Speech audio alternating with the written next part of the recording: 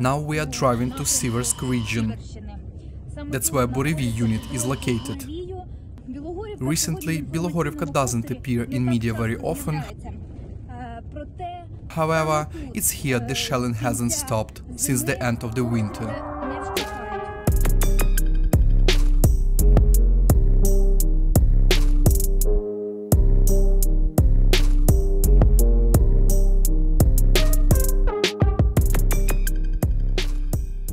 On the second day of the war, I went to a military recruitment center.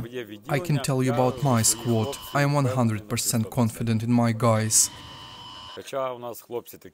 Although we have guys like me, some in their 40s, someone a bit younger, someone a bit older, and I am confident in them.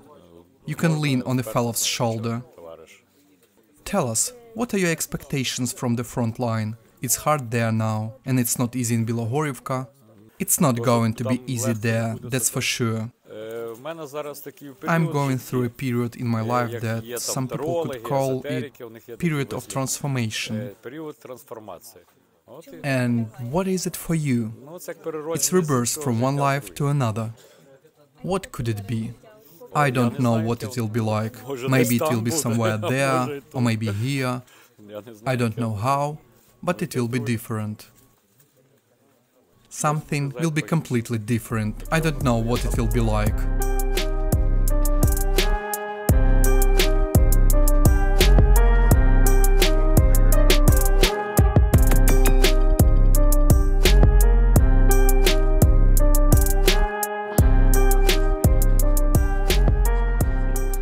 We land 3 drones per day and 4, 5 fly again.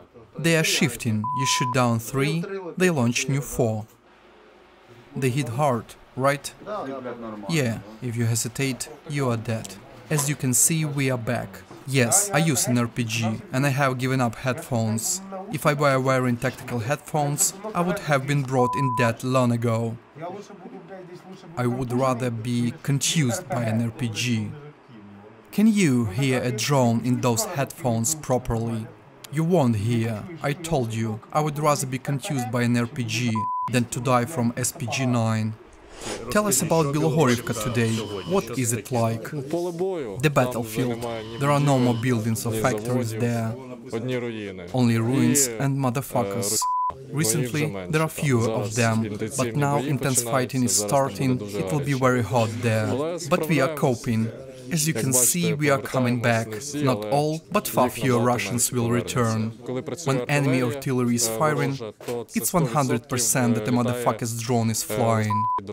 Because they don't work without a drone correction. The same for drops. In some places, they don't do drops. That's on the territory of the industrial zones. They drop in places where there is no place to hide, for example, open areas. They drop not only grenades and walks, but also something more powerful. They have not only Mavic drones, but military ones as well. And a lot of military equipment. They have Su aircrafts, tanks, SPGs, mortars of various calibers, and IFVs. They have a military equipment. Oh, are you filming? Well, yes.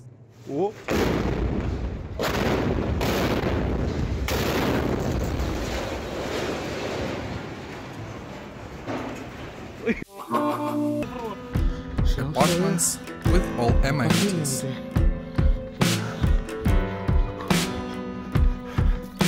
There used to be a medical facility. Creepy. A few days ago, the guys from the Bureviy unit captured enemies from the Akhmat. It was those who tried to storm the positions of our military. But when they were under siege, they hid in the Ukroposhta building. However, they couldn't avoid meeting with our military. After that, some of them, namely the commanders, were able to retreat. Some of their subordinates received injuries incompatible with life. Others were captured. The case with to capture it, so-called Kadyrovets, is as follows. During the assault, the enemy took over one of the buildings on the outskirts of Bilohorivka. After their unsuccessful assault, the enemy groups didn't know where to retreat and chose any building that was the closest one to hide from our attacks. They were unable to withstand the heavy fire from our units, so they were forced to retreat. But they retreated in such an order that the seniors of those three groups, by 6 people, were able to get out.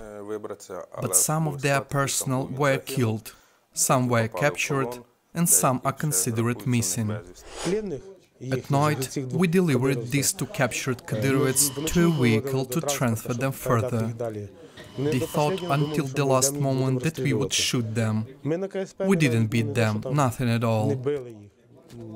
I even gave one of them my last water, when we hadn't had it for 5 previous days. There wasn't much water in the bottle. I'm not even talking about heating or cutting, there was nothing like that. They all came out of the siege. They fought for 5 days and didn't leave any of their fighters behind. All of them came out of the siege. In fact, we were thrown to the assault. No support, nothing. Did you know where you were going to assault? We were not told anything at all. Didn't they tell you that you were going to assault Ukrainians? Or what do you call us now? No, we were told to take a building. It was empty. We went there. Was it empty? And that's it.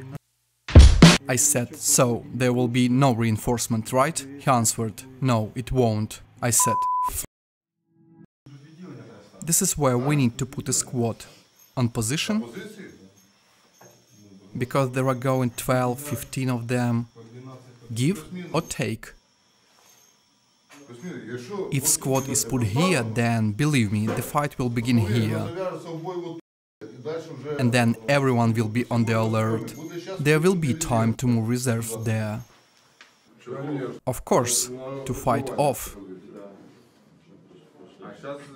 As long as there are trench diggers and not Akhmat, they should be knocked out. Who is the main enemy force in the Bilohorivka axis?